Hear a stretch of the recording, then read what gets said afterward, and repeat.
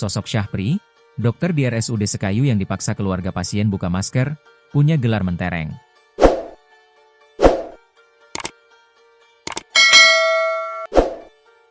Viral video dokter di RSUD Sekayu Muba diduga alami kekerasan oleh keluarga pasien. Kini sosok dokter tersebut menjadi sorotan lantaran mendapat perlakuan tak menyenangkan. Rupanya dokter tersebut bernama Syahpri Putrawangsa, SPPD, Finasim, dokter RSUD Sekayu, Sumatera Selatan. Bahkan usai videonya viral, ada yang mengenalnya dan sosok dokter itu dikenal sebagai dokter yang baik. Bahkan mayoritas warganet memberikan dukungan kepada dokter tersebut.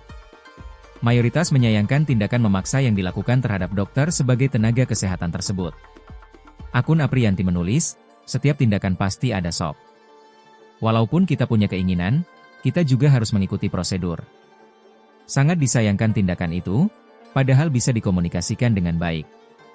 Sementara akun Ardi BW berkomentar, dokter itu benar, RSUD harus klarifikasi.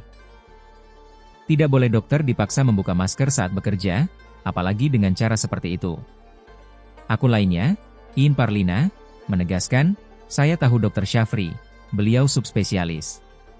Dokternya baik, sekolahnya jelas. Tolak segala bentuk ketidaksopanan dan kekerasan terhadap tenaga kesehatan. Sebelumnya, beredar video seorang dokter tengah memeriksa pasien, namun mendapat perlakuan tidak menyenangkan dari keluarga pasien. Dalam video, terlihat keluarga pasien meminta dokter melepas masker yang dikenakannya.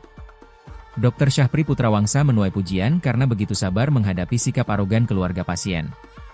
Faktanya, Dokter Syahpri Putrawangsa bukan sosok sembarangan.